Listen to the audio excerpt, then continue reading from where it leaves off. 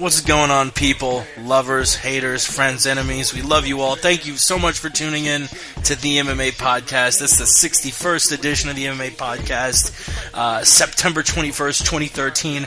Early morning, we're less than 24 hours away from UFC 165. We're going to be breaking that down in depth. We got two championship fights.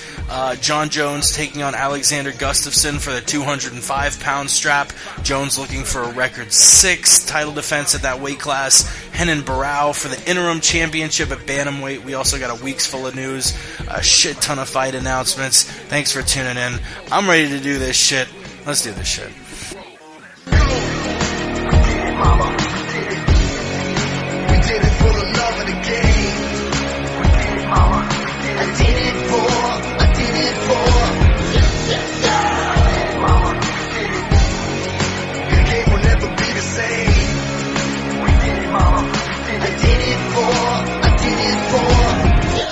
You're listening to the MMA Podcast!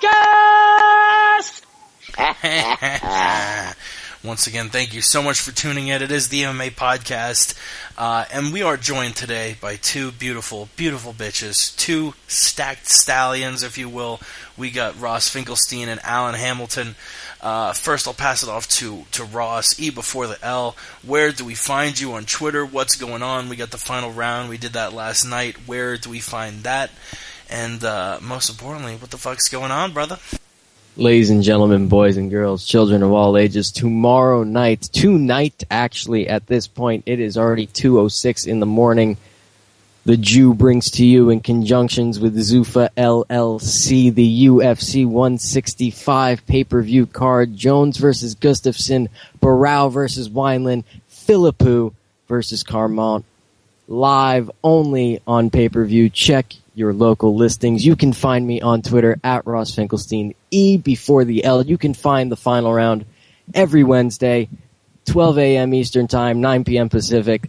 That's all I got for you. Wow, I didn't know you were co-promoting UFC 165. That's impressive as fuck.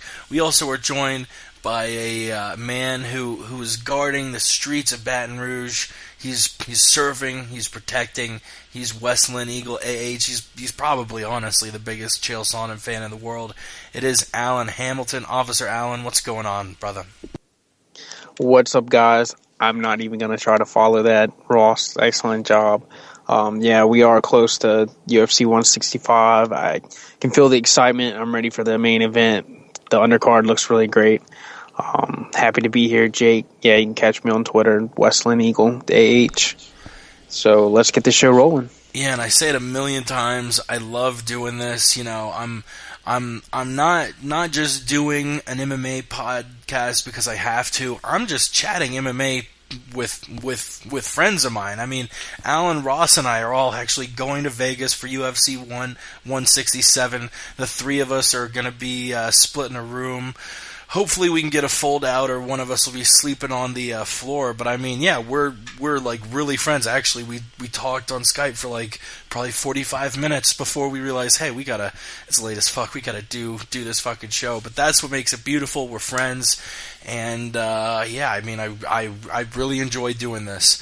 And thank you so much for listening in. Everyone who's listening on iTunes, YouTube, wherever you stream. If you're listening live, we do this show Friday nights. And if you are listening live, you want to call in, the phone number is 213-457-3380, or you can Skype us at the MMA Podcast, all one word. Similarly, our website, themmapodcast.com. Our Twitter handle at the MMA Podcast. It's all good. Don't forget to check out our friends at the Aunt Jimmy Show on Twitter. That's the word on the street. Also, MMAmental.com. They're bringing you good shit. But enough with the formalities. Listen to Word on the Street. Listen to the final round. Listen to MMA Mental. Thank you for listening to the MMA podcast. Let's get into it. Probably the face of MMA currently in America is John Jones. You definitely have titans in the sport. You have George St. Pierre. You have John Jones. You have Ronda Rousey, who's really been up and coming the last couple years. But first, I want to talk about John Jones, because Jones made some remarks recently about the three people whose names are floating around as far as light heavyweight shots go. We have Alexander Gustafsson, who's going to be fighting for the championship tonight in less than 24 hours. We got Glover Teixeira, and of course we got Daniel Cormier. John Jones saying Daniel Cormier is undeserving.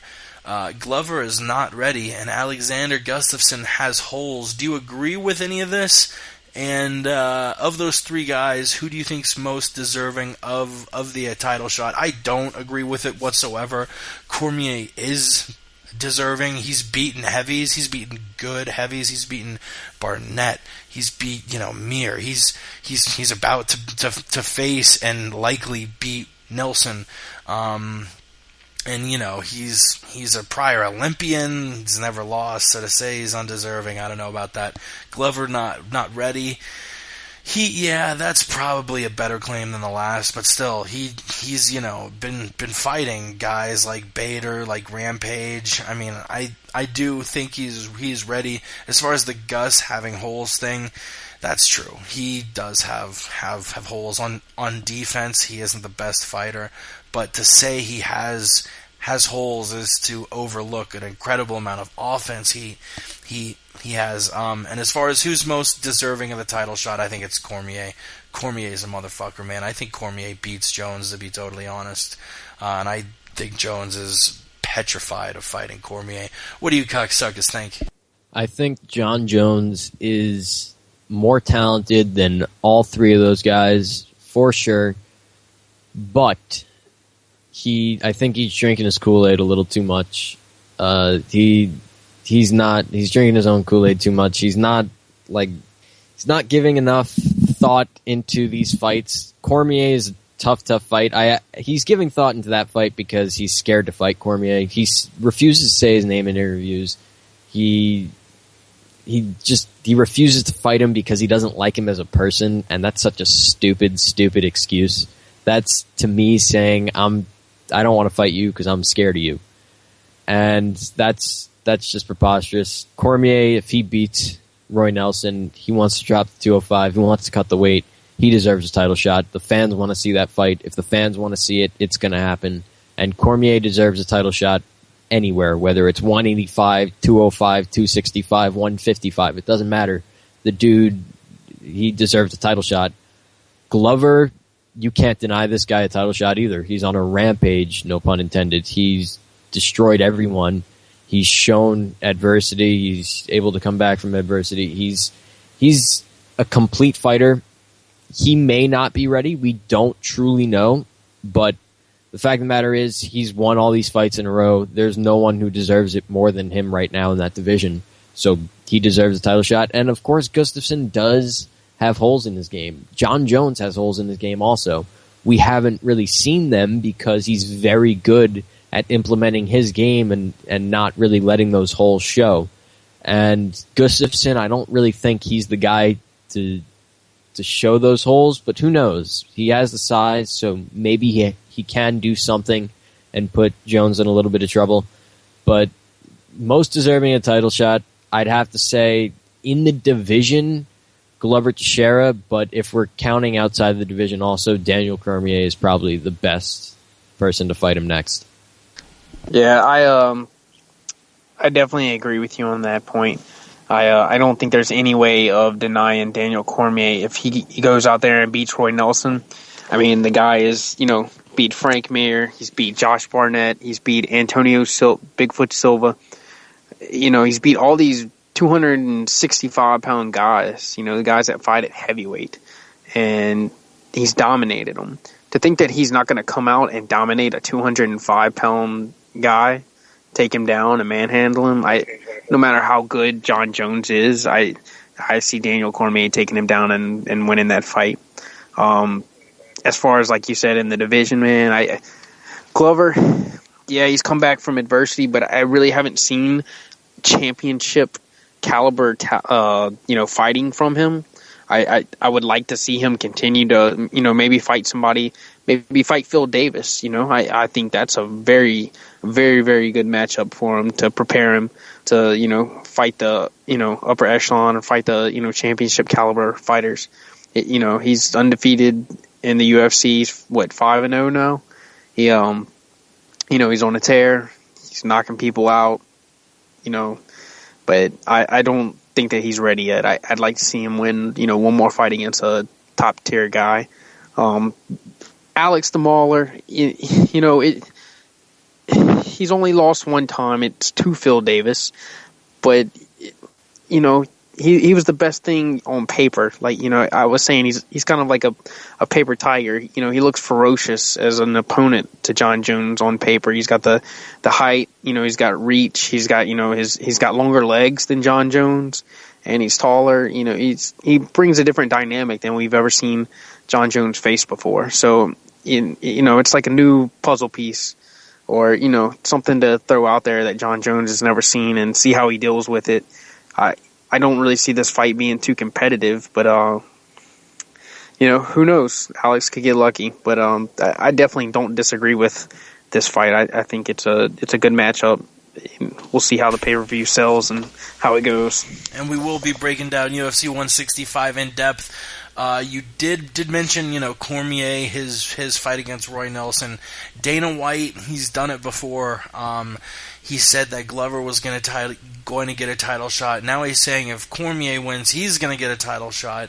I think it's more likely we see Cormier get the next shot as opposed to Glover, because Alan, you are right. He just hasn't really, he's been winning, but he hasn't really been winning the way he did against guys like Fabio Maldonado, which was sort of the reason why people thought of him so much. And honestly, I mean, he's beaten one guy in the top 10, and he was French top 10 and Ryan Bader. I still would like to see Glover take on one of the top dogs in the division before he gets granted a title shot, sort of like Gus had to do with Shogun. I want to stick to John Jones. Jones made those claims about the title contenders, and another thing I want to talk about of Jones is a certain move he utilizes in his fights. It's the push kick to the knee.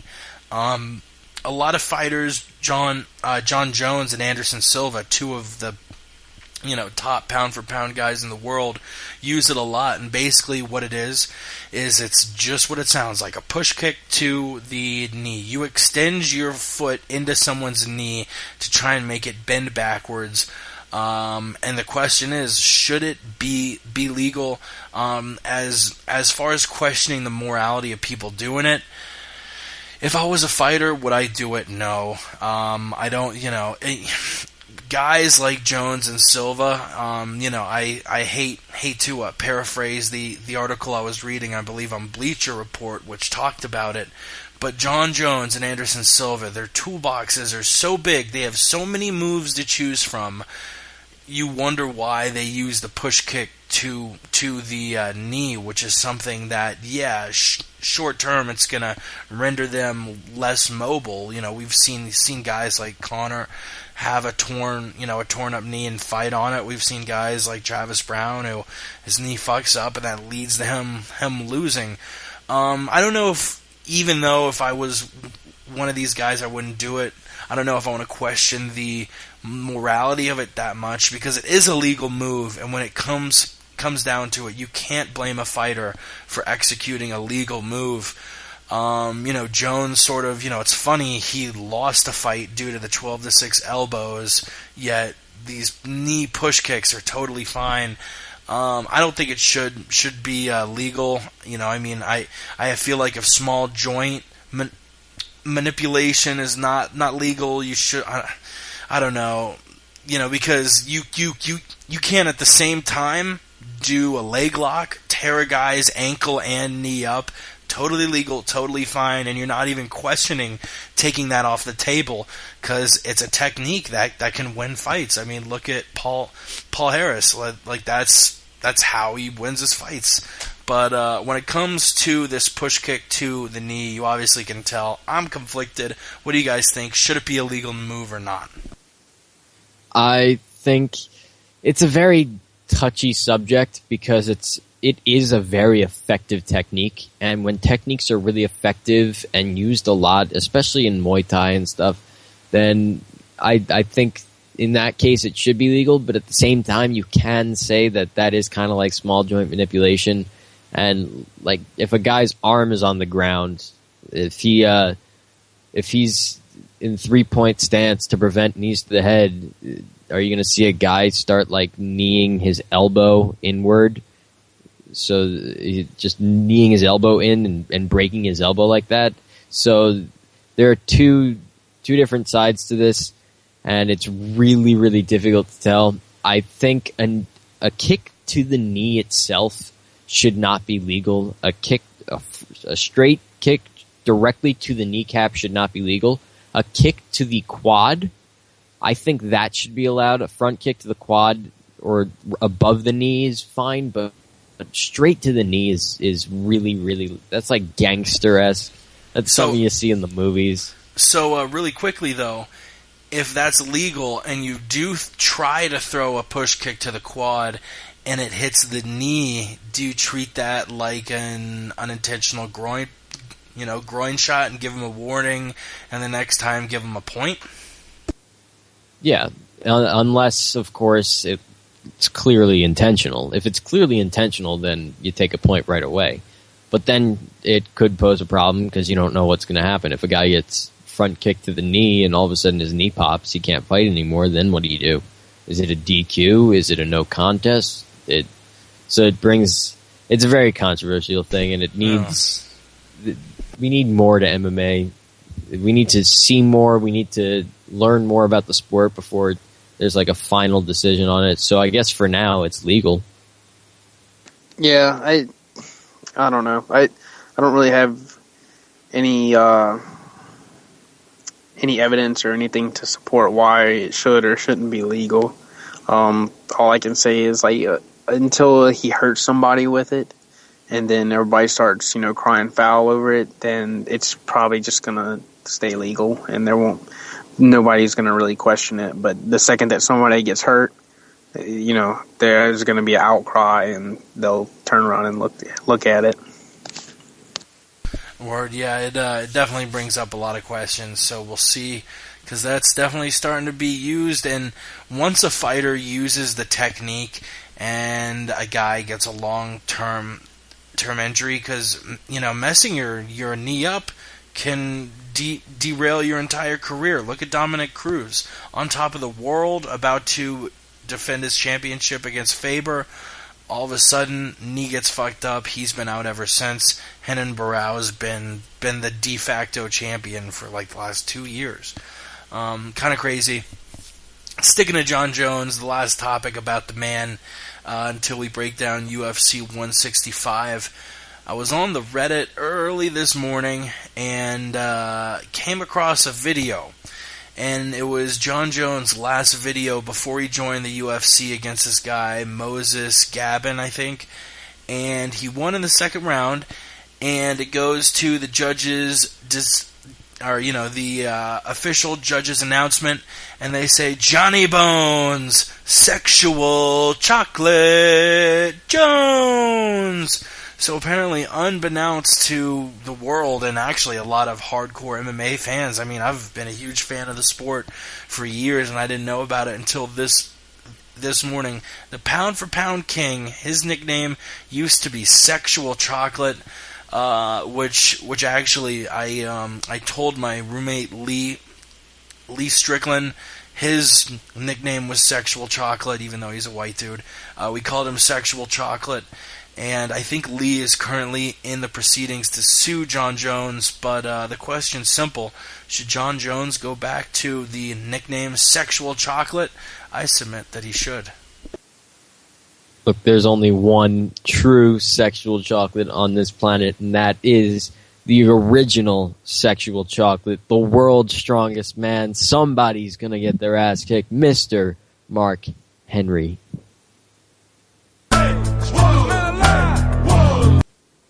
Alan? Yeah, the only sexual chocolate that they might be talking about when they're referring to John Jones is whenever he bends over and moons people and is dropping some chocolate balls out his ass or something. I don't know. Dropping some chocolate balls. Yeah, Alan was mooned in New Jersey at UFC 159 by John Bones Jones. Yeah, it was terrible. I'm sure there's lots of white girls out there though that would have loved it. What up, white girls? All right, let's move on.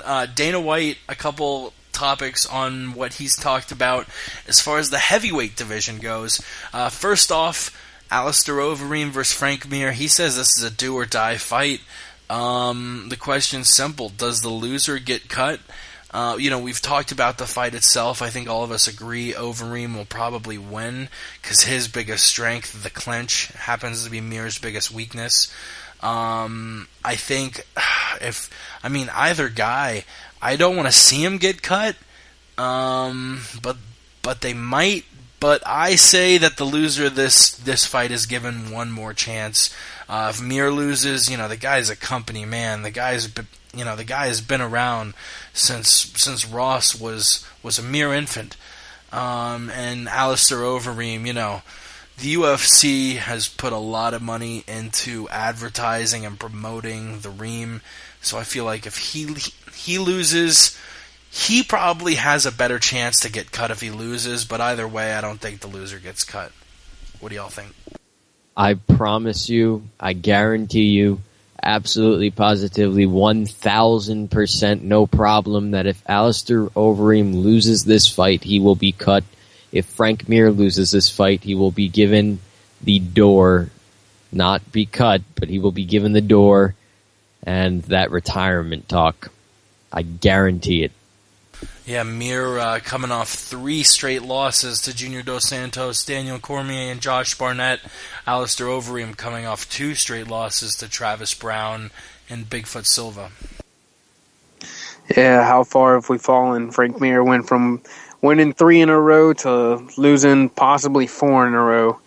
It doesn't look good for him facing Alistair Overeem because Overeem knows that this is it. This is the end of the line. If he doesn't win, he's done and his MMA career is over. He'll have to go back to kickboxing, like you guys have said before, and if he loses this fight. So I think Alistair is going to do every single thing he can in his power to not lose this fight. If that means playing it safe, he's going to play it safe. I think he could, I love Frank Mir. He's got some of the greatest highlights, as far as like submissions, finishing fights, just some of the stuff that he's done. But I don't really see any way for him to win this fight, unless Alistair Overeem, unless they went deep in the third and he was able to pull guard on Overeem. So, I think Overeem wins and, Frank Mir rides off into the sunset with a bag of money from Dana White. And Frank, Frank has done commentating. He's done fight analysis before. We might start seeing him in the studio because as far as breaking down grappling goes, Frank Mir is really one of the best. I mean, when he talks through his wins and losses and talks through, I was in guard, then this happened, then I transitioned here, then I did this. He's a very, very cerebral guy and is excellent at talking about, the fight game. Let's move on to another Dana White talking about the heavyweights topic, saying that Fabricio Verdum will likely get the winner of the championship fight at UFC 166, Cain Velasquez and Junior Dos Santos. Is he deserving? I say 100% yes. Cormier, with him moving down, I mean, Cain is is the favorite, and if Kane wins, there's a 0% chance Cormier wants to fight Kane. They're friends, they train together. If Dos Santos wins, that would be interesting, because Cormier might have a decision on his hands on whether he wants to stay at heavyweight or move down. One of the main reasons he is moving down is because his friend Kane is the champion. So taking Cormier out of the scrap, you look at the current contenders. You have Josh Barnett. He still needs another win or two. And he actually has been paired up in a fight against Travis Brown at UFC 168. So the winner of that will be in a good position. But obviously, I don't know, if they deserve to fight the winner of Kane versus Junior. The other guys at the top of the heap just don't deserve it. You have Bigfoot, you have Hunt, you have guys like Miocic, Mir, Overeem. I mean, the top 10, top 15 heavyweight situation is very, very, very insulated currently. I mean, Reem and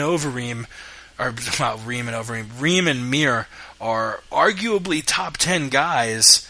If not top 10, they're top 15, they're fringe top 10, and they've lost a combined 5 fights just because they've, fought these top guys. They're not really fighting outside the top 15.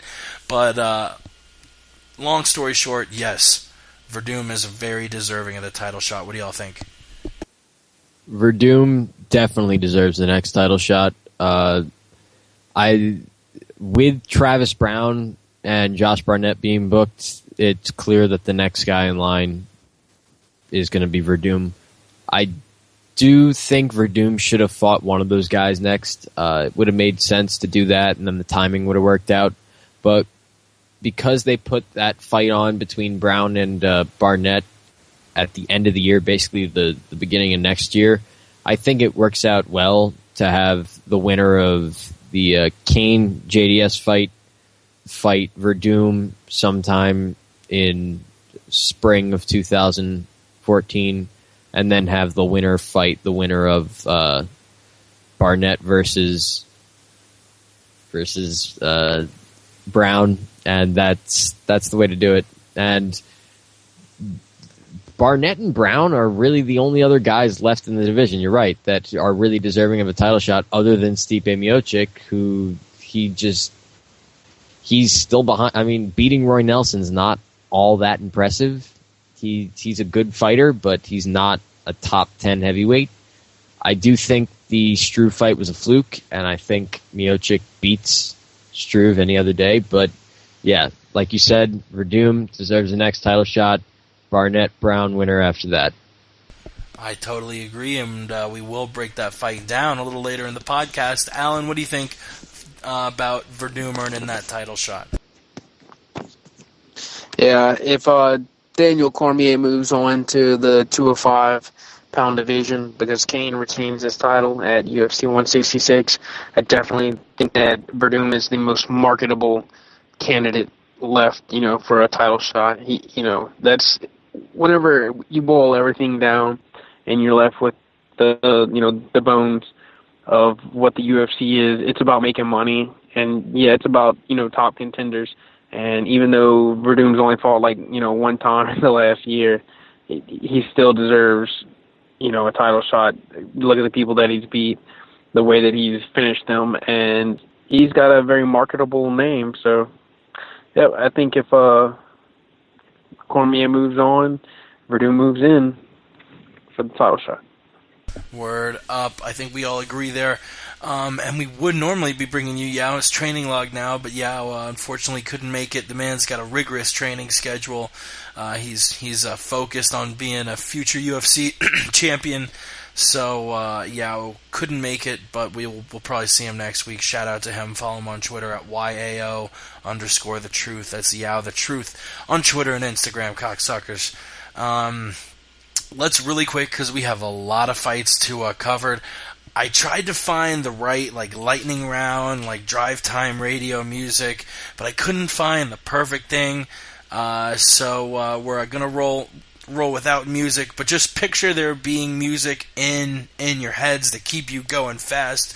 We're going to break all these down in quick succession because we got 10 to talk about. First one, the only one at the Tough 18 finale, November 30th in Las Vegas, Nevada. The fight that's going to headline that card, Demetrius Johnson defending his belt again against Joseph Benavidez. Who you got in that fight, Ross? Joseph Benavidez is a fantastic fighter. Demetrius Johnson's a fantastic fighter. But Demetrius Johnson is a slightly better fighter. Demetrius Johnson gets it done again with his lightning-fast takedowns. Like he said, it's going to be a super entertaining fight. I'm not going to pick either side because I think that Benavidez has gotten better since their last matchup, and it being a 5-round fight brings a new dynamic to it. So it's going to be a hell of a fight. Yeah, I actually have Joseph Benavidez winning a very, very close fight, a fight that might actually warrant a rematch, a third fight between the two guys. We got 6 fights to talk about on UFC on Fox 9, December 14th in Sacramento, the first of which being another headliner, another championship fight. This one 30 pounds heavier at lightweight. You got Anthony Pettis looking for his first title defense against Josh Thompson. Which definitely raised a few eyebrows. No one was expecting Josh Thompson to get the first title shot, but he is, and as much as I like him as a fighter, Pettis is a son of a bitch. He's going to be come storming out of the gates, and he gets his first title defense. What do y'all think? Yeah, I think Anthony Pettis beats Josh Thompson. Josh Thompson's a great fighter, poses a good threat. He has fantastic wrestling, but I think Pettis has overcome that hump, and I think he wins this fight by knockout. Yeah, I definitely think that Anthony Pettis overall is a more complete and well-rounded fighter than Josh Thompson. I think Josh Thompson has some really slick moves, some good ground game, and, he hits really hard. He was able to finish Nate Diaz, which is, nothing easy. But I don't think that he's going to be able to beat Anthony Pettis. I think Anthony Pettis is just too athletic and too good, and this is going to be a one in the win column for the champion's first title defense. That's right, another one in the win column for Pettis. A welterweight fight. One of the top guys in the division, Carlos Condit, he's fighting the up-and-coming wrestler Matt Brown. Brown stylistically is not a good matchup for Condit, but you know what? Condit is such a cerebral fighter, such a great fighter. I think he finds a way to pull out the victory and wins a close fight against Brown. But I could see Brown, stylistically just suffocating Condit. What do you guys think? This match is a great stylistic matchup. Both guys are brawlers. Matt Brown is the king of brawlers. If you brawl with Matt Brown, you're going to get knocked out. Carlos Condit's going to brawl with Matt Brown, and he's going to get knocked out. Matt Brown wins this fight in the first round within a minute. I'm going to go against Mr. Ross Finkelstein. I think that Carlos Condit has some lethal counter strikes, and a lot of the guys that come forward against him, he's able to capitalize on, and that's how he's knocked out guys like Dan Hardy and, Dong Young Kim with, flying knees, and got, Matt Brown coming forward against Carlos Condit. Carlos is, going to dance around and then wait for his moment to strike as Matt Brown comes forward, and Condit's going to land some type of flashy knockout punch or, kick or knee, and he's going to finish Matt Brown in the first or second. Nick Lentz, briefly linked to a bout with Dennis Bermudez at UFC Fight Night 31. However, he was pulled from the pairing with Bermudez and is now expected to face Chad Mendes at UFC on Fox 9. I see Mendes, the alpha male guy, defeating Lentz in what should be his last fight before getting another title shot. I like Lentz a lot, but Chad Mendes, that dude is on a tear. 4 knockouts in a row since losing to Jose Aldo. I don't know if he makes it 5 because Lentz is a hard motherfucker, but you know what? He wins the fight and he gets the next title shot at Jose Aldo after Ricardo Lamas. Nick Lentz is a great fighter. Chad Mendes is the best fighter in the featherweight division who doesn't have a belt right now. Chad Mendes destroys him. Chad Mendes knocks him out. Nick Lentz is a great wrestler, but he's just not on Chad Mendes' level. Yeah, I definitely agree. Chad Mendes just got too many skill, just too much in his bag for Nick Lentz to, stick with him and hang. Like you said, whether or not Chad's able to knock him out, it's yet to be seen, but I definitely pick Chad Mendes in this matchup. I think that it's a lopsided fight, and he ends up the victor. Moving on, still on UFC on Fox 9, Joe Lauzon taking on Mac Danzig. Lauzon finally gets a redemption win in this one, unless he comes out looking like he did against Michael Johnson, because that Joe did not look very tough. I like Mac Danzig a lot, but I think Joe, especially on the ground, is a superior fighter and finds a way to win this. Joe's been in too many wars, so this is a very tough fight for him at this stage in his career. Mac Danzig has also been in a lot of tough fights, but not nearly as many banging wars, I guess you could say, to bring out a Julian Lane quote there. But I think Joe Lauzon will get it done, but it's not going to look pretty. He's going to get hurt. He's going to get dropped, and he's going to barely win a decision. I think it's his first decision win. I'm going to have to remind you guys that Mac Danzig did come within seconds of being murdered in his last fight. The man got obliterated by the bumlord, Melvin Gillard, the bumzillion, or former bumzillion. Now he's on American Bum Team. Yeah, I mean, he cried, he wept in the middle of the ring. When he woke up, he cried some more. My heart goes out to Mac Danzig. He fought in Japan and Pride, and he's a tough motherfucker, but I think Joe Lauzon's going to win. Joe knows what he's got to do. He's going to want some revenge, and he's going to finish Mac Danzig. Both of these guys are very likable. Joe obviously makes those vlogs. Danzig has been on the Rogan Experience. I feel like I know a lot about both. Wish both guys the best, but I got Joe. Moving on, flyweight fight between Ian McCall and Scott Jorgensen. Jorgensen moving down for his first fight at 125. But I have Ian McCall in this one. I think Scott's a great fighter, but Ian McCall is a motherfucker. He definitely had a rough patch where he was going through some personal shit while he was fighting guys like Mighty Mouse and Benavidez. I think the guy's on his way back up, and I think we see Ian McCall get a title shot within the next year and a half. I'm so happy to finally see Scott Jorgensen go down to 125 pounds. He's very small at 135, and this is a perfect fit for him. This is such a great fight. I can't pick a winner. I just cannot pick a winner. Yeah, I'm also very curious to see how he does at 125. There was a grappling video from the Fan Expo this past year. It had John Dotson and Scotty Jorgensen grappling, and Jorgensen just schooled the fuck out of him. And Dotson's a fast guy at any weight, and at 125 he's fast. And to see Jorgensen, be able to handle him on the ground, I definitely think that Jorgensen moving down to 125, it's probably going to step up his game. I think that he picked the wrong opponent to make his 125 debut against, because I really like Ian McCall. Ian's really comfortable. He looked really good in his last fight. He kind of got sloppy towards the end, but I think some of that had to do with he had a broken hand, and was kind of getting a little overly confident. And Ian likes to throw his game plan out the window after he gets comfortable. But I think as long as Ian sticks to his game plan, he's able to do what he needs to do. He comes away with a very, very, very close win. And yeah, like you guys said, he's on his way back up to the top. I think he beat Demetrius the very first time they fought. So I'm pulling for Ian. Yeah, I also thought they won the first time around, and what may have been one of the biggest faux pas ever. The first time Ian fought current champion Demetrius Johnson.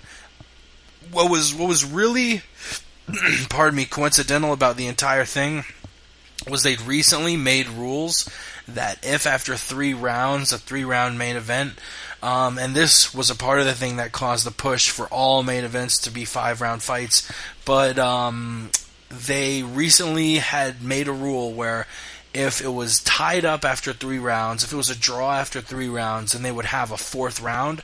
And they go to the judges' scorecards, and they announce it was a draw, and it's too late to restart the fight. It was just such a huge fuck up. Ian, the momentum was all in his court, and if there would have been a 4th round, I don't think there's much of a question who would have won that fight, and Ian should have moved on to fight Joseph in the championship fight, the inaugural championship fight, but it didn't happen. Ian McCall's on the way back up, though, one of the veterans of the flyweight division alongside Jussier Formiga. They fought back in Tachi Palace fights when that was really, the place where the top flyweights were before the UFC made the 125-pound division, and Benavidez and Johnson moved down. Whew, that was a mouthful. Welterweight fight.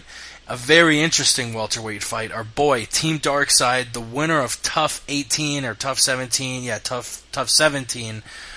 Kelvin Gastelum coming off his win against Brian Molosson. And he's going to be taking on Court McGee. What do you guys think about this one? This is a very, very, very good fight and a very tough fight for Kelvin. Stylistically, Court McGee is a big challenge. He's got great cardio. He's just constantly coming forward and throwing shots. This is really going to be a big test for Kelvin. If Kelvin can get past this fight, he can move on to the top 15, top 10 guys of the division. I think Kelvin gets it done, but it's going to be a tough one. I'll show you a tough one. Alan? If you thought Court McGee was a motherfucker at 185 pounds, he's a motherfucker at 170. However, I thought he lost his last fight, but he won. He looked good in the fight. It's a super tough matchup for Kelvin. It's a big step up in competition. Court McGee has fought some tough competition. He's been around, a little while longer. He's got some more fights under his belt. They are both tough alumni, but let's not be mistaken. There's a difference in, tough, when did Court fight? Like Tough 7 or some shit? Tough 7. Let's assume it's Tough 7 and move along. It was the Ultimate Fighter Season 11.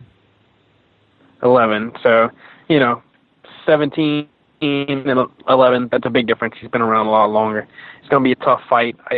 I can't pick against Team Darkside. I got Kelvin with a UD after 3 rounds. Kelvin UD, I agree with you. I see the Team Darkside champion winning this one and moving on. I really think Kelvin's like a top 15 welterweight.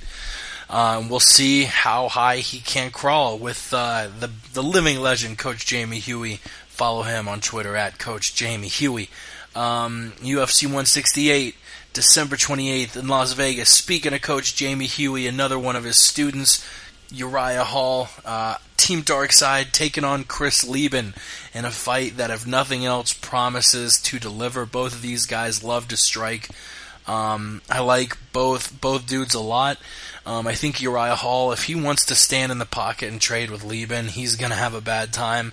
But I think he uses his range to his advantage, throws some of those, some of those spinning shits, as Nick Diaz would say, and I have Hall winning this one if he fights the wrong game plan. If he doesn't, if he fights Lieben's fight, he's going to be in for a world of hurt.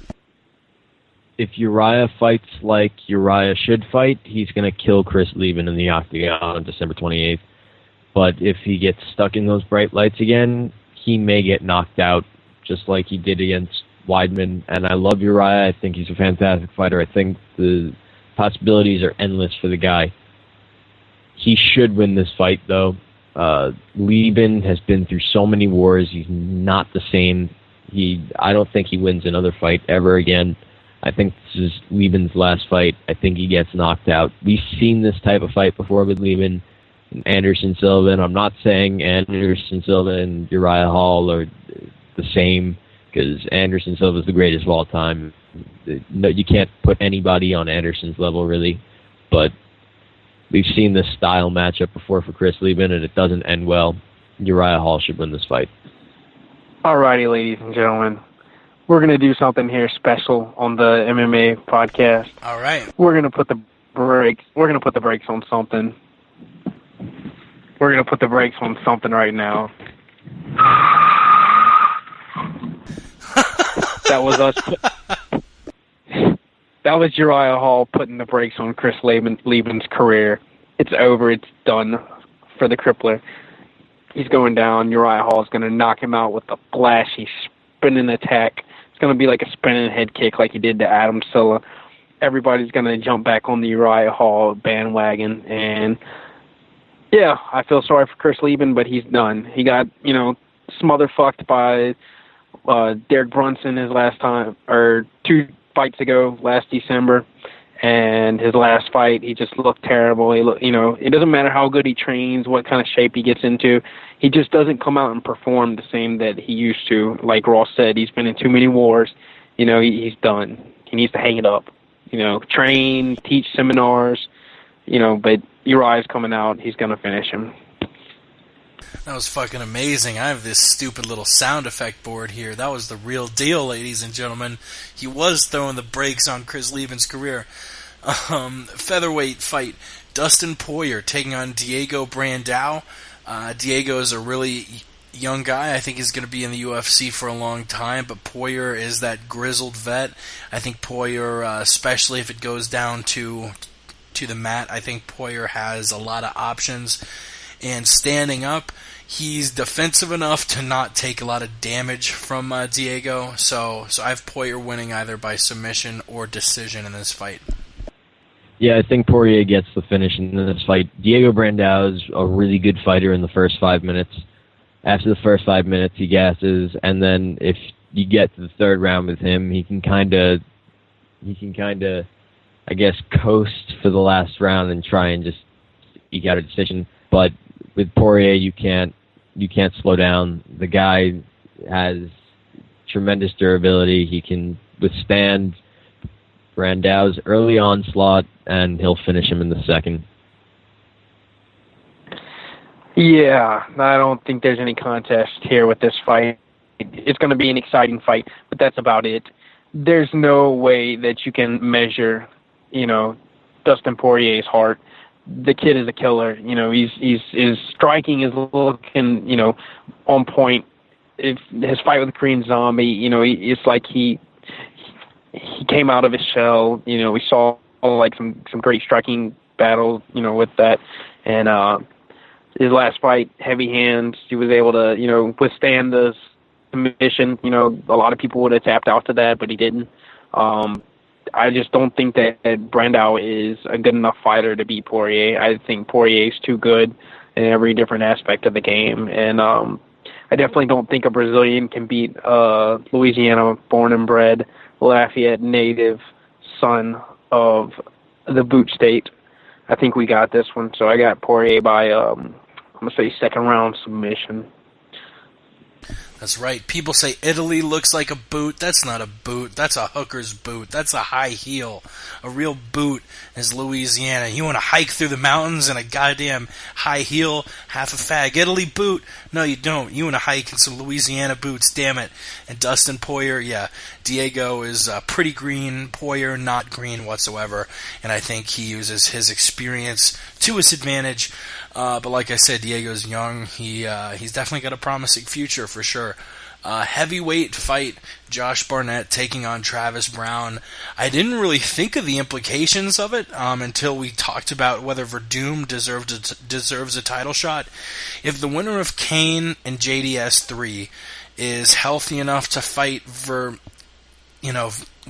in early 2014, this could be a title eliminator match. I mean, you think of everyone in the heavies, no one really deserves it. You have Hunt, you have Bigfoot, you have just a bunch of guys who, because the division is so insulated, who've lost recently, the winner of this fight might get a title shot. Definitely would be at least another win away from getting a title shot. And I don't know who I'm picking, to be totally honest. Brown, the younger fighter, and I think he could easily win. The dude looks like a motherfucker, knocked out Overeem with that front kick. But you know what? Josh has a lot of fights under his belt, and he's such a great catch wrestler. I I know he's probably going to be the underdog, and I know neither of you guys are probably going to pick him, but I'm going to go with Josh Barnett in this one. I guarantee you this will be a number one contenders fight. This will be a title eliminator by the time this thing rolls around, because we will know when Verdum will fight for the title next, and it's going to be sometime before June in 2014. So probably May, honestly. So I actually have to agree with you. I am picking Josh Barnett. I think Barnett's going to be able to wrestle him and either eke out a decision or finish him late in the fight, probably third round, submission or something. This is a close fight, though. Travis Brown's a fantastic fighter, and his only loss, the loss to Bigfoot, I believe was a fluke. If he didn't tear his hamstring, he would have won that fight. But before that, he fought Czech Congo, and that went to a draw, but Congo kind of won the fight, aside from the nut shots and holding the shorts. But it's tough. It's a tough fight. I'm going to go with Barnett, though. Yeah, Travis Brown, he's got some, pretty big wins, but I don't think he able to beat Josh Barnett. I think Josh Barnett's too much of a grizzly veteran. He can win. He can take the fight to too many different places that Travis Brown probably hasn't seen before. And Travis Brown showed us something that, you'd almost have to take a fucking gun and shoot that man in the head to stop him, and that might not even stop him, because Alistair Overeem, delivered every single fucking lethal blow that he had, and it still didn't finish Travis Brown. Travis Brown proved that he is probably one of the top three toughest guys, if not the toughest guy in the sport of MMA right now. And I'd like to see him win. I'd like to see him fight for a title, but do I think that he could win a title against Kane or JDS? No, I don't think that he could beat him, and I think that Josh Barnett ends up winning this fight just because of his veteran abilities and his experience. Oops, I just realized I was muted there. I started talking, and I saw that red light coming off the headset in my eye, and realized I was muted. But you know what? I'm going to edit that out. But I'm not going to edit this out, because I feel like you deserve to know. And that actually does it for the fights we're breaking down. Got a couple more news segments before we talk about UFC 165. But first and foremost, we do it every week. It's time for the 10 solid seconds of sports, where we talk all things not MMA. Let me wet my beak real quick, a little dry. NFL's back at full speed, and it's beautiful. Week 3 was kicked off last night with Andy Reid spoiling his return to Philly with a KC win. The MLB playoff race in the home stretch, while a handful of teams compete for the wild spot in the AL. Preseason hockey started back up. Thank God the Dolphins of summer are over. Fuck. John Okazuski, shout out. All right, roll. Oh shit, what the fuck? Had that on repeat on iTunes. Clever. All right, Rolls Gracie. If you did not watch the World Series of Fighting last weekend, you didn't see it, but Rolls Gracie got KO'd. Holes Gracie, sorry, you're not supposed to ever say an R in the Gracie family. Hoist Hickson Holes. Holes Gracie gets knocked out, but it was a very peculiar knockout. I wish we had Ramses on this show, the king of the conspiracy, to talk about, because if there's ever... Yeah, the way he got knocked out, which if you didn't see it, he got punched, and then he kind of turned around and stumbled and took a couple steps, and then fell over, not in the way where, we saw like Terry Edom fall, where, he's limp and he's just falling because KO. He like almost puts his arms out a little bit to stop his fall. Obviously, he was rocked, and I'm sure a lot of people think that was a worked fight. I don't think it was a worked fight. I feel like worked fights, like the Mark Coleman worked fight in Pride, at least it looked like they were trying to work a fight. They were trying to trick people, even though, it was obviously a joke of a submission.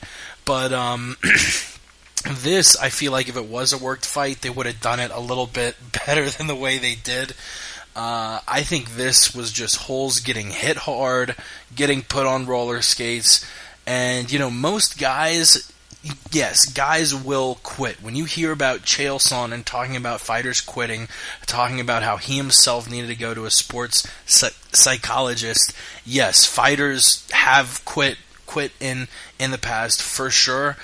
But usually when you're put on roller skates, you try and do something. I think Holes just quit. He realized he got rocked, was put on roller skates, and just decided, I don't want to be in this fight anymore, and kind of feigned a knockout. I don't think it was a work. What do you guys think?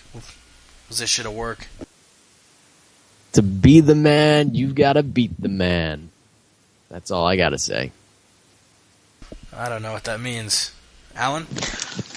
Woo! Nature Boy! Yeah, he definitely took a flop. I'll leave it at that. All right, alongside some wrestling, I guess if you follow wrestling, I'm assuming, is that a wrestler who flopped in the past for all of our non-wrestling fans? The Nature Boy, Ric Flair, one of the greatest of all time. He was just breaking out his best Ric Flair. That's all he was doing. Who did Ric Flair take a dive against, if anyone wants to look up the video, because I probably will after this show. It was just a Ric Flair style fall. If you watch Ric Flair's matches, you watch the way he sells. He kind of does that walk a few steps forward and then flop on his stomach type thing. Really? That's Ric Flair. Nice. Well, now I guess Holes can have a new nickname. Hick Gracie. All right. Last bit of news. The last episode of The Ultimate Fighter. Not Bradley Beal. I'm thinking of ex-Florida Gator basketball player currently playing with the Washington Wizards. Shout out to Brad Beal. We had Beal versus Holdsworth on the last episode of Tough. Holdsworth wins. Team Tate goes up 2-0. Next week we're going to see Jessica Rakoczy take on Roxanne something. I forget her last name. What's her last name? Monteballi or something? Isn't like Italian or something? Montefiore. So it'll be Jessica Rakoczy against Roxanne Montefiore. And, what did you guys think about last week's fight? What do you think about next week's fight? Simple enough. I thought it was very tactical of Team Tate to do what they did. Dirty, but very tactical. Was it immoral? Is it wrong to, if you don't know what Ross is talking about, Misha Tate in the first men's fight picked Beal from Team Rousey, her first pick, or second pick, I forget which. But long story short, Beal had a hurt hand. He hurt his hand in the prelim fight, and the reason Tate chose Beal was no other than knowing that he had a hurt hand and he wasn't going to be able to perform at 100%. Yeah. It was dirty, but this is the fight game. You look for every advantage you can possibly get. And yeah, good work by Chris Holdsworth. He looked really good in this fight. Nobody expected him to outstrike him. He outstruck him, and then he submitted him. Great work by Holdsworth. I think he's the favorite to win the competition right now. Yeah, I think Chris Holdsworth showed that he definitely trains with better training partners, training with Team Alpha Male. That's a great camp to be with. I don't think it was dirty. It's part of the show, it's the whole reason why you play tactics and you pick, fights, and you want to keep control of the show so you can pick fights, He's going to have to fight eventually, and that hand's not going to be 100% in 4 weeks or 6 weeks by the end of the show, by the time they're done filming. So, I mean, whether or not they pick him first or last, he's going to be injured the whole time to some extent.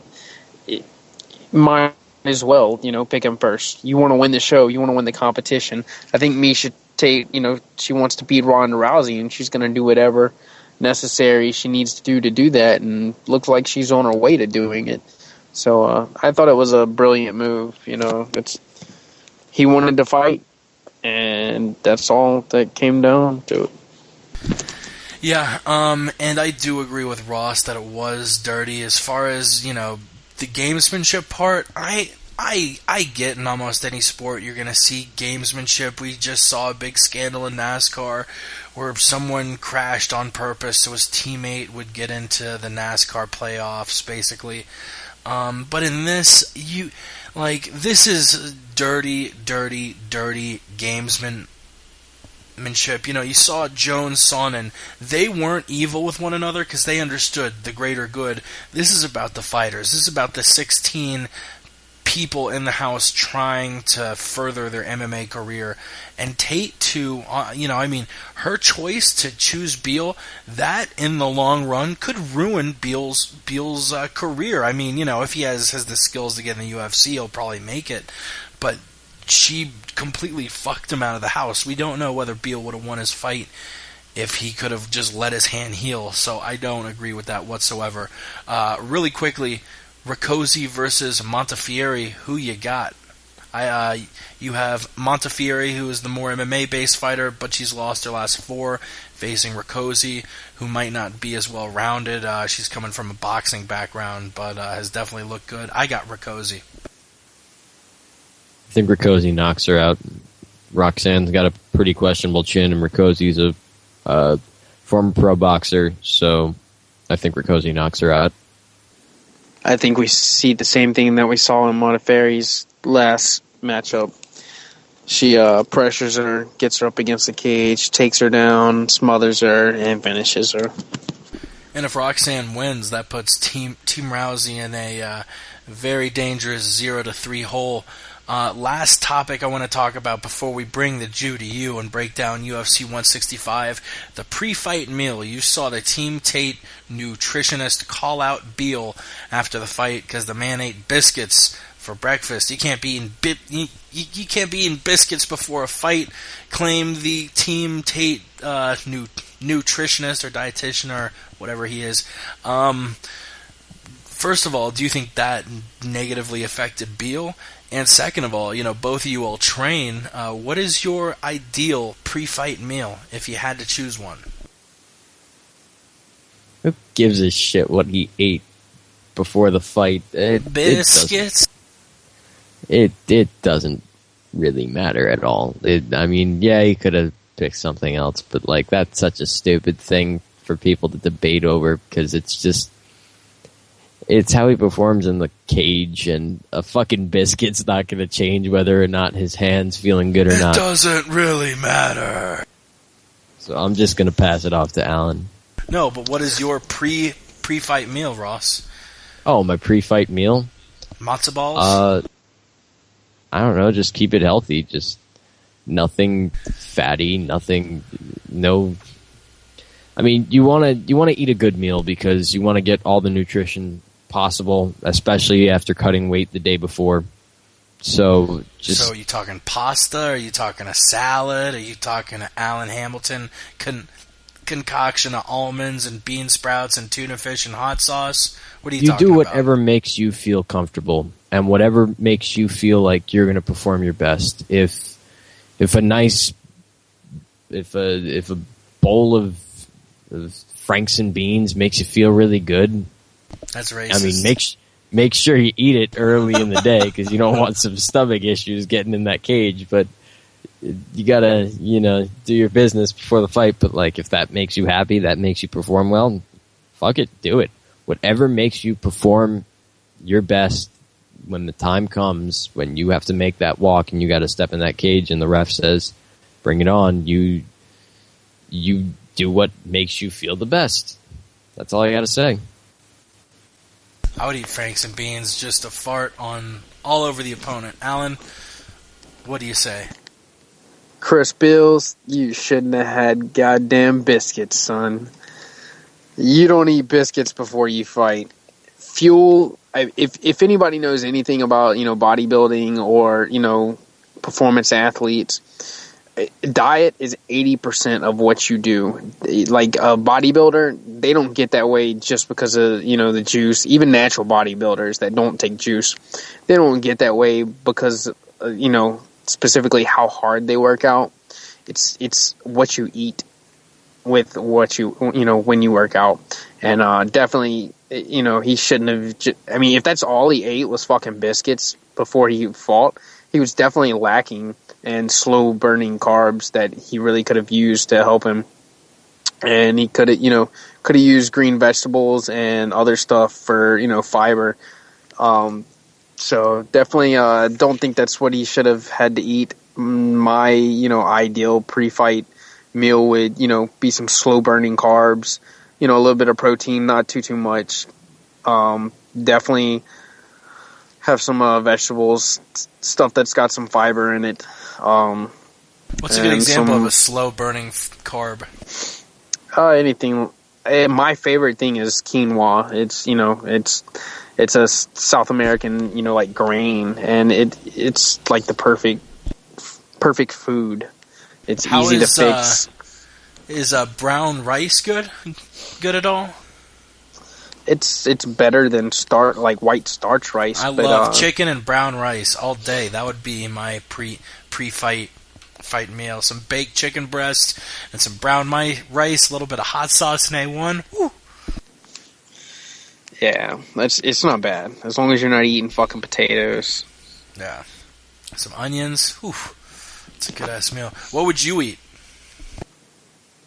I'd probably have a bowl of quinoa, probably some fish, because fish is really light. It doesn't it doesn't settle in your stomach. And probably like some Brussels sprouts, some stuff that give me some natural energy. And then I'd probably pop 2 stacker pills before the fight, because that's what the Master Blaster Chill Peace Sunning does, because that's like the allotted caffeine limit that they allow you to have before a fight. So, well, shit, all of the talk about diet we did in this show and last show with the show before last, talking to Yao about the paleo diet, we may as well release a diet book on you cocksuckers. Let's move on. We're going to move to UFC 165, and before we get into it fight by fight, you know what time it is. It's time to bring the Jew to you. Ladies and gentlemen, it is time to bring the Jew to you. I turn heel on you motherfuckers, blah, blah, blah. You know the story. Listen, ladies and gentlemen, it is 3:11 a.m. right now, Eastern Time. My eyes are barely open. I don't give a shit about any of you motherfuckers, so I'm just going to be straight up with you. If you want to make some money, if you want me to bring the Jew to you, if you want to be just like me and not a fucking idiot, you will bet the bets I'm about to give to you. First of all, we're going to start with all my props. From top to bottom, I've got John Jones winning by submission, plus 145. Gustafsson, his only loss is a submission loss to Phil Davis. The man gets taken down, and he taps out. It's going to happen. He quit with 10 seconds left in the round. He's a quitter. Then Renan Barão, he's fighting Eddie Wineland. Eddie Wineland, kind of like Michael McDonald in a way, sort of. Okay, maybe not all that much, but still. Renan Barão wins by submission, plus 130. I think that's a great bet. Jump on that unless you're stupid. Costa Philippou is fighting Francis Carmont. This is a stupid fight. Carmont is basically on a 2-fight losing streak. Costa Philippou is on a 5-fight winning streak. The killer of the middleweight division right now, aside from Weidman. This guy wins by TKO, KO, plus 215. That is the best bet you can find on this card. That is amazing. Philippou wins knockout of the night also. It's going to be brutal. Plus 1350. If you want to make a ton of money, go and bet on that, you motherfuckers. Pat Healy, Khabib Nurmagomedov. Fight doesn't go to a decision. Plus 135. Either Pat Healy's going to knock Khabib out, I think. I don't think he's going to submit him, but he either knocks him out or Khabib finishes him. Pat Healy gets in trouble a lot. He was almost finished by Jim Miller. I actually think Khabib's going to win this fight, but that's a whole nother thing. Miles Jury, he wins inside the distance. He's fighting Mike Ricci. Ricci is kind of bummy. He's not really a great fighter. And against wrestlers, he gets his ass kicked. Jury's a fantastic wrestler. He's got a great record. He's undefeated. Plus 160 inside the distance. Take that bet. Then I got my prop bet. Barão, Philippou, Jury. The total comes out to plus 118. Bet on that, people. And finally, my single plays. Ivan Menjivar, minus 155. Slight favorite in his fight. I think he should be a bigger favorite. He takes that victory easy. Costa Philippou obviously destroys Francis Carmont. Minus 170. That's all I got for you today. That's all I have time for right now. Trying to bring the Jew to you. I don't like any of you. I turned heel on you motherfuckers, but I don't have time to really berate any of you guys because it's 3:14 a.m. I'm exhausted. My eyes are barely open. Jake, back to you. Thank you so much, brother. The man's been up playing GTA 5 like I have, like Alan has. It has been a goddamn busy week because every waking moment you have where you're not doing something else, you got to be on that GTA, son. Amazing game. Probably the best video game that's ever been released. I'm not a video game nerd, but fuck, Grand Theft Auto 5 is amazing. Shout out to those motherfuckers at Rockstar who made it. And let's move on to UFC 165. Let's start with the Facebook prelims. Don't want to spend too much time on them, but we got 4 fights. A heavyweight fight, Nandor Gelmino coming off that loss to Josh Barnett at the Strikeforce finale, taking on Daniel Omilanzuk. Weird last name. Bantamweight fight, Ronald Delorme's going to fight Alex Caceres. That's really the fight that stands out to me on the Facebook prelims. And 2 lightweight fights, Jesse Ronson versus Michael Prazeres, and John McDessie taking on Rene Forte. Like I said, the Delorme-Caceres fight's the one that stands out to me. What about you guys? What do you think? Look out for Alex Caceres. Look out for Jesse Ronson. And John McDessie sometimes is fun to watch. Other than that, I really don't have anything to say about the Facebook prelims. Yeah. I'm just going to go out there and say that Alex Caceres is normally really exciting, but he looked really bad today. I don't know. He looked like he might be on some prescription pills or something. Yeah, at the weigh-ins. My bad. So I'm going to say pick against Alex Caceres. And McDessie, he usually is halfway exciting. So those 2 fights should be interesting. Other than that, I don't really have anything. He's got nothing else. Let's move on to the Fox Sports 1 prelims. The Facebook prelims will start at 6 Eastern, 3 Pacific. The Fox Sports 1 prelims start at 8 Eastern, 5 Pacific. And the pay-per-view will start at 10 Eastern, 7 Pacific. The prelim card on Fox Sports 1, you got Bantamweight fighting Mitch Gagnon and Dustin Kimura. The welterweights, Chris Clement fighting Wonderboy Stephen Thompson, the karate expert. Another Bantamweight fight, the Canadian Ivan Menjivar taking on Wilson Reese. And a lightweight fight, tough runner-up Mike Ricci going to be facing Miles Jury from that season of Tough Live with Faber and Cruz. I have Jury winning that one, Menjivar winning his fight, and Stephen Thompson and Mitch Gagnon winning theirs. What do you guys think? I think you guys need to look out for Dustin Kimura. He's 10-0 with 9 finishes. He's a pretty impressive fighter. He's a prospect in the bantamweight division. Stephen Wonderboy Thompson, he had a lot of hype behind him. It was derailed by Matt Brown. He didn't look too great in his last fight, so I'm interested to see how he looks in this fight. Ivan Menjivar is always great to watch. I think he's going to destroy his opponent, whatever his name is, Reese. I think that's who he's fighting. I don't even know, to be honest. He wins this fight, though. And Miles Jury, my lock of the night, second with Castafilipu. I think he destroys Mike Ricci. I have Mitch Gagnon. Have Wonder Boy. Menjivar's not going to lose. And Mike Ricci gets knocked the fuck out by Miles Jury and his vicious striking. That's right, we all got Mike Ricci losing. And now we move on to the main card. We got 5 fights to break down. The first one, Pat Healy taking on Khabib, the Eagle Nurmagomedov, 21-0. He has the best record in the UFC, the most wins without a loss. Healy coming off that no contest to Jim Miller where he won but was disqualified for failing a drug test for marijuana metabolites. It's going to be a real exciting fight. I've been looking forward to this one since it was booked, and I have Healy winning by submission, even though he is the underdog. What do you guys think? I don't think Pat Healy can submit Khabib Nurmagomedov. I think he can knock him out, but I don't think he will knock him out. Khabib Nurmagomedov is a world-class Sambo fighter, so he works his grappling all day long. He's world-class in the grappling department.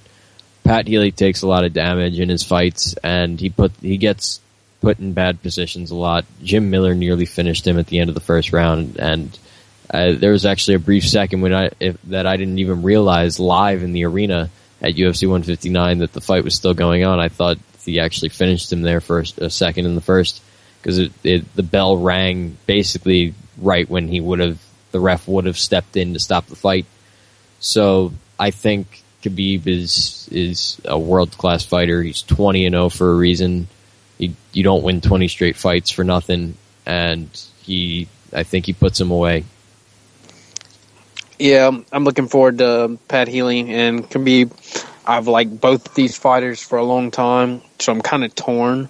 I see ways that both fighters can win. I see Pat's grit and determination, his size, his experience. Nurmagomedov, he's relentless with his takedowns and suplexes, man. He just breaks fighters. I think that Pat Healy's fought better, bigger, stronger fighters, more experience with, the limelight. He does cut a lot of weight, which does kind of worry me. So that's, one of the factors that I'm throwing out there is, his weight cut, as opposed to Nurmagomedov's lack of top talent that he's faced. So I think it's going to be a close fight. I think one of them's going to get finished. I'm going to go out and say Pat Healy finishes Khabib with a KO. Finishes Khabib with a KO. That'll be a fun fight no matter who wins. Middleweight match: Costa Philippou taking on Francis Carmont. I'm not even gonna bullshit because my boy Ross is with Costa. What do you think about the fight? Listen, ladies and gentlemen, this is only going down one way. It's not going down any other way. Costa Philippou is going to kick this man's ass. He's going to stand above him. He's going to do it in the first round. It's going to be brutal. Look out, because you may see the kill bonus enacted on, actually, in just a matter of hours at this point. Francis Carmont's on a 2-fight losing streak. I really just can't understand this matchmaking, because Costa Philippou is on a 5-fight winning streak in the middleweight division, with his last win being over Tim Boetsch and finishing him and putting an end to his little streak he had going. He's going up against Francis Carmont, who's lost 2 straight fights to Tom Lawler and Lorenz Larkin. It's terrible matchmaking by the UFC, but he can finally get rid of the Carmont problem. And after this fight, Costa Philippou should fight Jacare. Alan, what do you think?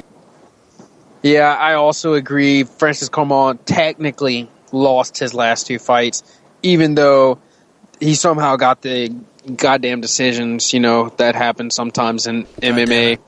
The guy who pays off the judges ends up taking home the victory. I think Carmont, he breaks, man. He gets tired, and I think Costa finishes him, because Costa is a motherfucker, and he wants that title shot. Yeah, Costa and current champion Chris Weidman come from similar backgrounds, both former Ring of Combat champions. It'll be interesting to see how high Costa Philippou can rise. Let's move on. Sorry, I got some in my throat there. Oh, God. A heavyweight fight, which I don't understand why this fight is being billed ahead of the middleweight and the lightweight fights. Maybe, just kind of like a comedy set. You want to start strong, end strong. The middle fight's going to be Brendan Schaub and Matt Mitrione. A battle of heavyweights, both of whom being the only 2 guys still around from that tough season of Rashad versus Rampage, the heavyweights. It's kind of interesting, because Brendan Schaub was on Inside MMA about a week ago, saying that Matt was a good friend of his, and before they were scheduled to fight, they would talk weekly on the phone. And since being scheduled, they hadn't talked, but that wasn't really weird, and he planned on being friendly with him after the fight. Then Brendan Schaub makes some comments about Mitrione being dumb. And all of a sudden, or I don't know if he said he was dumb or if he was lazy. It was something which angered Mitrione, and now they were the 2 guys who had to be split up at the weigh-ins. It's gotten kind of contentious there, unfortunately. But between a couple of friends. In this one, though, I think Matt wins via KO. He's shown he has power, and Schaub's shown he has a questionable chin. The longer the fight goes, though, the more it's going to be in Schaub's favor of winning a decision. What do you guys think? This is my I don't know fight of the night because Yeah. I don't know. Matt Mitrione, if this fight stays on the feet, he knocks Brendan Schaub out. But Brendan Schaub's been working his jiu-jitsu 24/7 with Hiron and Henry Gracie at the Gracie Academy in Torrance, working with guys like Lyoto Machida and all the other great guys who are working there. He's really become a student in the game with jiu-jitsu and competing at Metamoris. And sure, his game plan wasn't entertaining, but you know what? It was effective, and he did what he wanted to accomplish. And if this fight goes to the ground, Matt Mitrione is in a world of trouble. If it stays on the feet, though, like I said before, Brendan Schaub is in a world of trouble. Matt Mitrione has one-punch knockout power, and Brendan Schaub has been knocked out 3 times. His 3 losses are 3 straight-up KOs. So I don't know. I don't know who's going to win this fight. I'm not picking a winner. Yeah, if you didn't see the grappling match at Metamoris 2 between Brendan Schaub and Roberto Cyborg Abreu, definitely check it out. The most exciting grappling match I've ever seen in my entire... No, just joking. Schaub embarrassed everyone because he refused to fight the whole time and basically just walked around Abreu and circled for 15 minutes.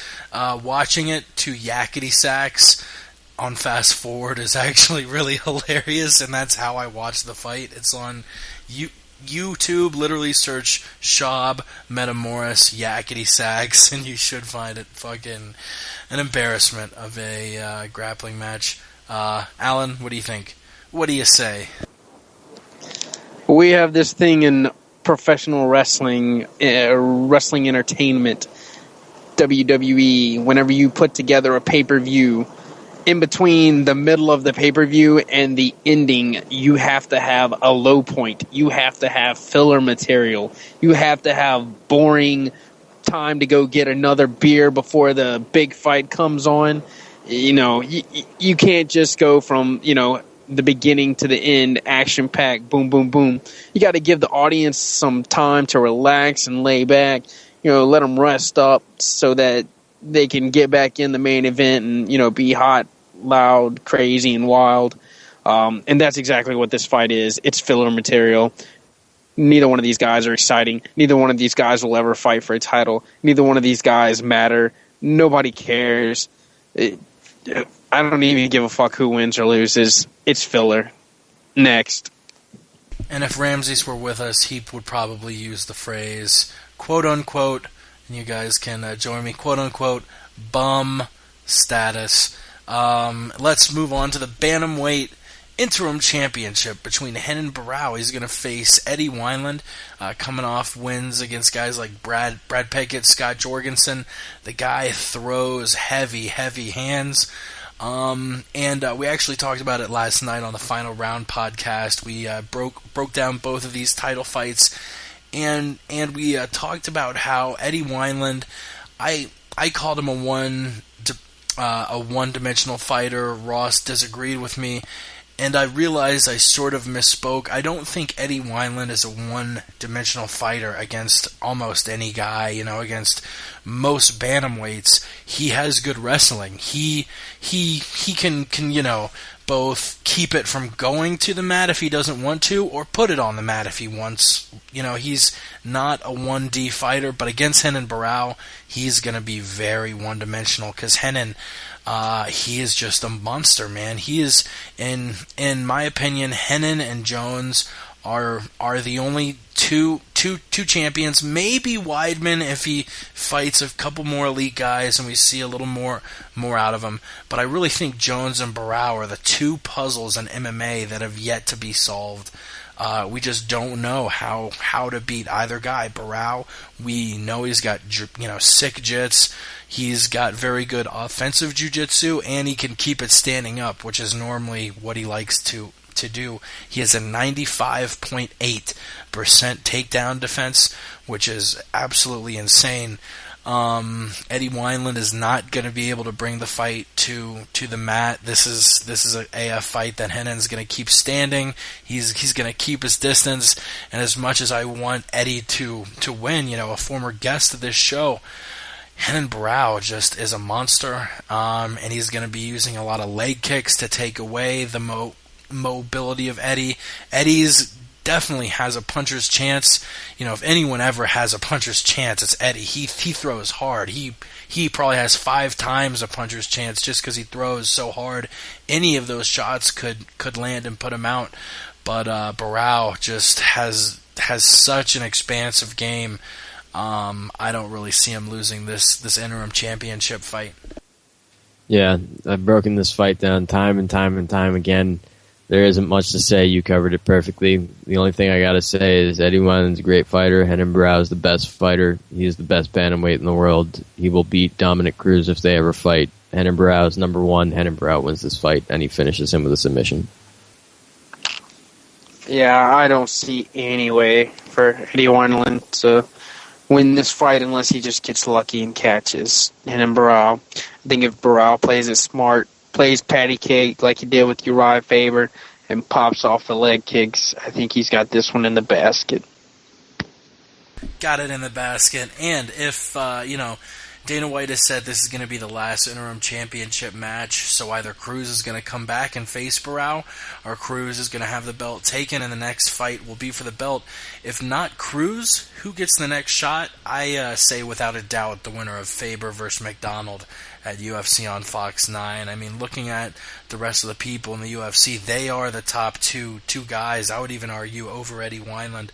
Then you have guys like Rafael Asunciao, who recently got a chance. I think he fought. Did he fight Faber?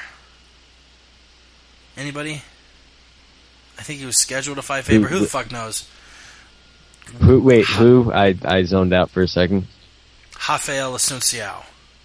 I know he was scheduled Has to he fight fought Faber. Faber? Yeah.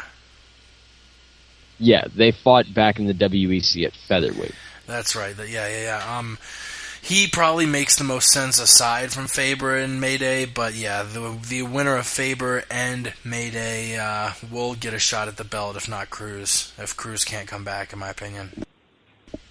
Who do you guys think gets the shot, if not Cruz? I like the winner of Rafael Asunciao versus TJ Dillashaw.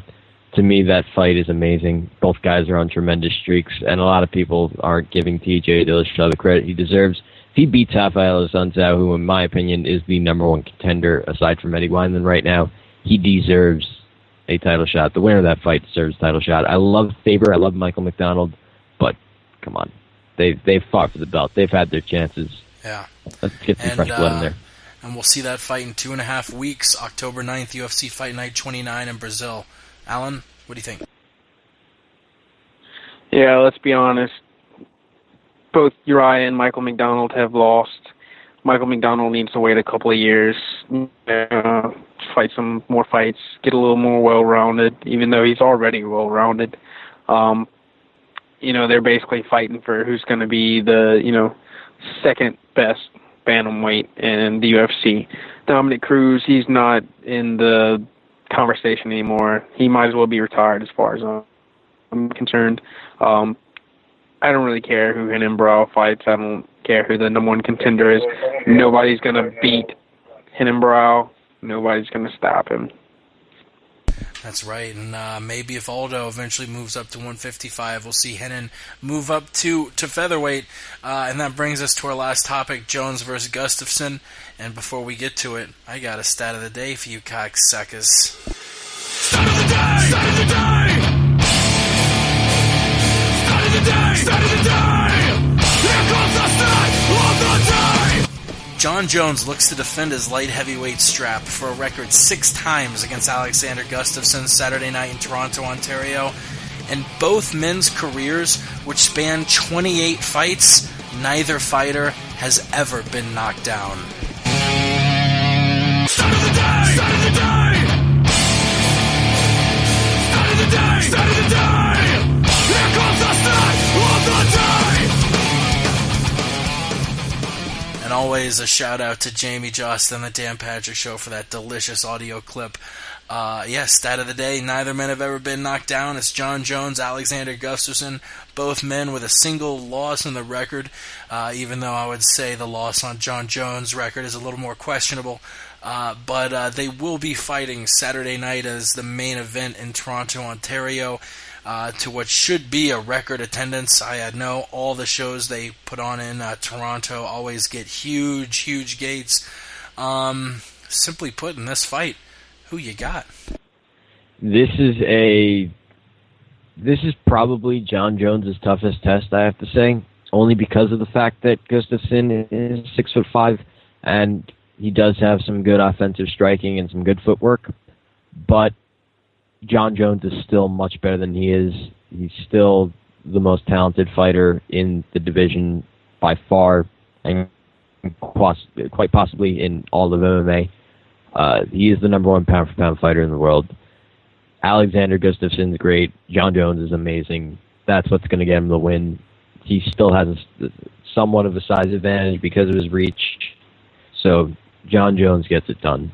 And I think he finishes him with a submission. I don't think he knocks him out. I don't think John Jones can knock someone out, someone of Gustafsson's level.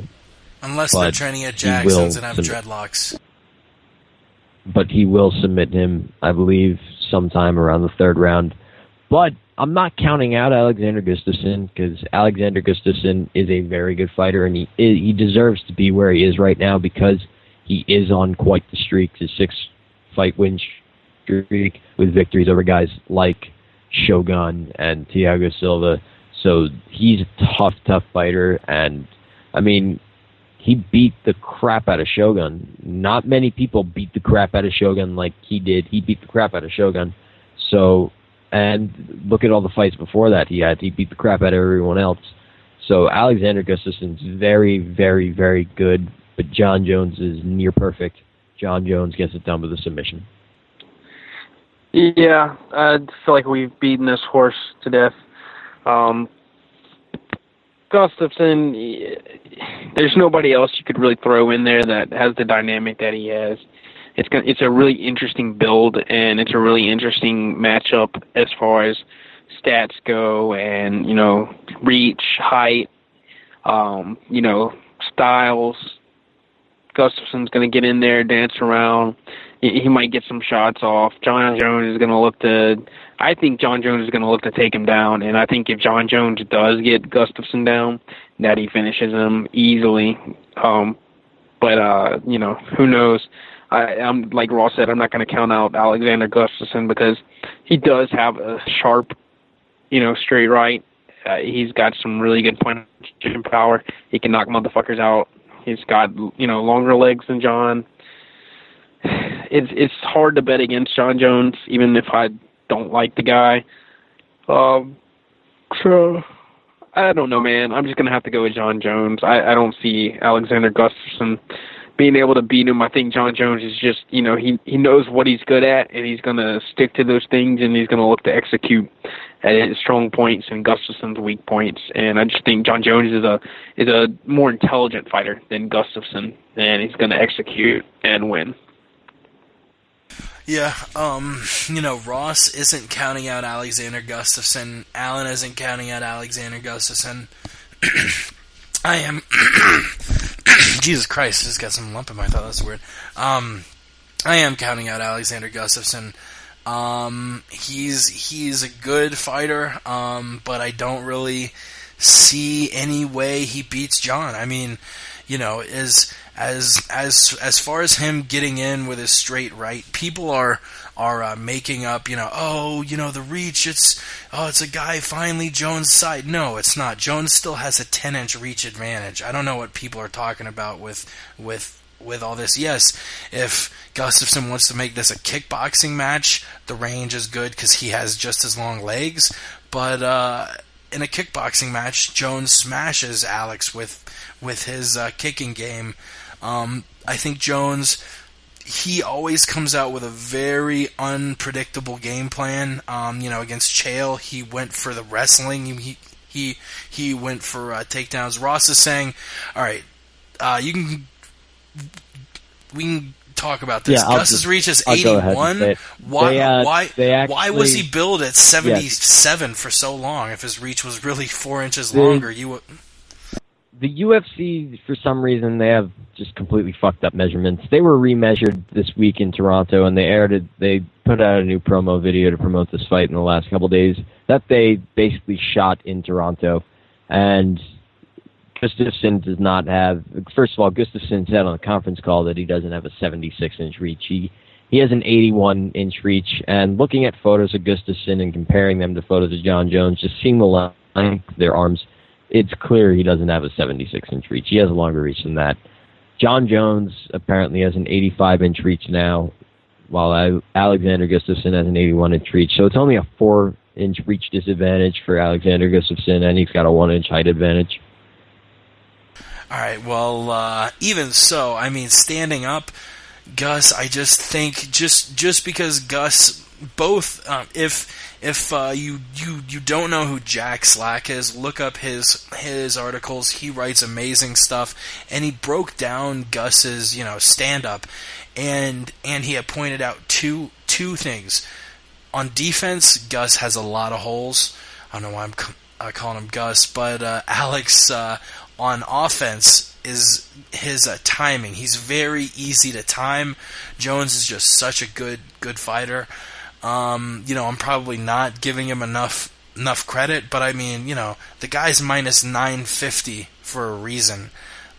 Jones just, any fight, there is a reason they fight, and there's a reason they're not just going to give the belt to Jones before they fight, because he definitely has a chance to win, but I don't think it's big. I really don't see, unless we see, a freak knockout, which I guess is always a possibility, but I would be more shocked than I've ever been watching MMA if Alexander Gustafsson beat John Jones. Weidman was a guy who came in and we knew posed a lot of threats.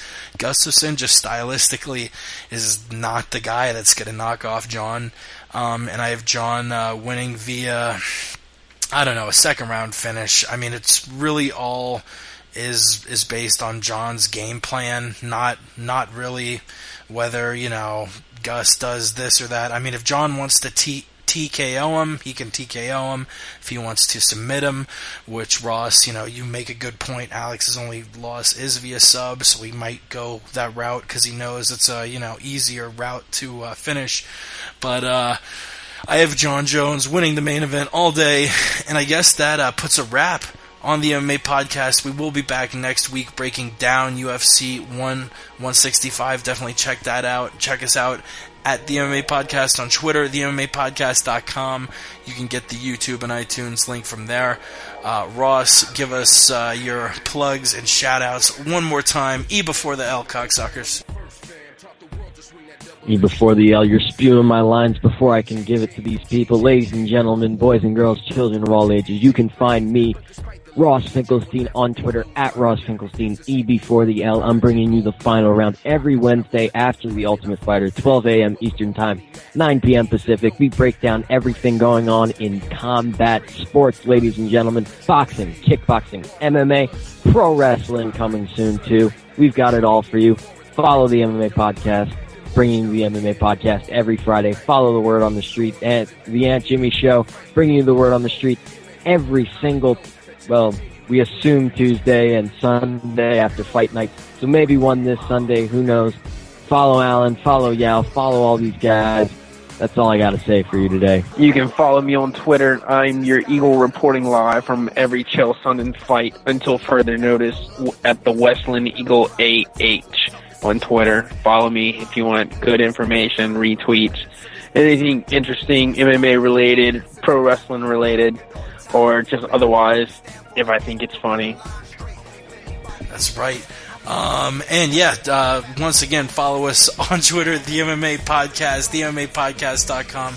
We love you, motherfuckers. Thanks for tuning in. Enjoy UFC 165 on pay-per-view this weekend. Follow our boy Ramsey, it's the Aunt Jimmy Show, our boy Chris, C. Lowenstein, our boy Yao _the truth, our friends at MMA Mental at MMA Mental, of course Ross at Ross Finkelstein, Alan at Westland Eagle AH, and for the fucking 14,000th time at the MMA Podcast. Thanks so much for tuning in. in. I love you, and I'll see you next week. We gone. Yeah. Yee. We gone. Yee. Yeah. Rocking with our science, silencing all these idiots caught up in all their ignorance. Two clans fighting under the same banner. We all got love for this ground game, and that's all that matters. In the balance, the teachings of the Grandmaster. I'm trying to master the system, that's what I'm at.